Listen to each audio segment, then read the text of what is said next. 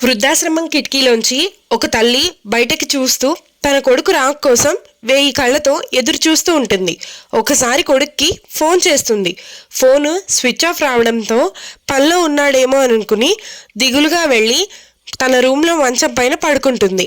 అలా కొన్ని రోజులు గడుస్తాయి. ప్రతిరోజు కొడుక్కి ఫోన్ చేయటం, ఆ ఫోన్ స్విచ్ ఆఫ్ రావడం, ఆమె దిగులుతో ఏడ్చుకుంటూ మంచం మీద పడుకోవటం, ఇలా నెలలు గడిచిపోతాయి. ఒకరోజు ఆమె కొడుకు మీద బెంగతో కొడుకు ఎప్పుడొస్తాడా అని అతన్ని తలుచుకుంటూ కూర్చుంటుంది. ఇంతలో తలుపు చప్పుడు వినిపిస్తుంది.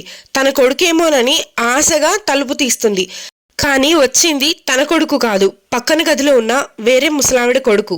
తన కొడుకు రాక కోసం ఎంతో ఆశగా ఎదురుచూస్తున్న ఆమె నిరాశగా గదిలోకి వెళ్ళి కూర్చుని తన కొడుకుతో గడిపిన చిన్ననాటి విషయాలన్నీ గుర్తు చేసుకుంటూ తన కొడుకుని ఎలా పెంచి పెద్ద చేశాను అనే విషయాలన్నింటినీ గుర్తు చేసుకుని బాధపడుతూ ఉంటే ఇంతలో వార్డెన్ వచ్చి, ఏంటి బామ్మ దిగులుగా కూర్చున్నావు, దిగులు పడకలే, నీ కొడుకు ఫోన్ చేశాడు, వాళ్ళు కుంభమేళాకి వెళ్ళారంట అని చెప్పింది.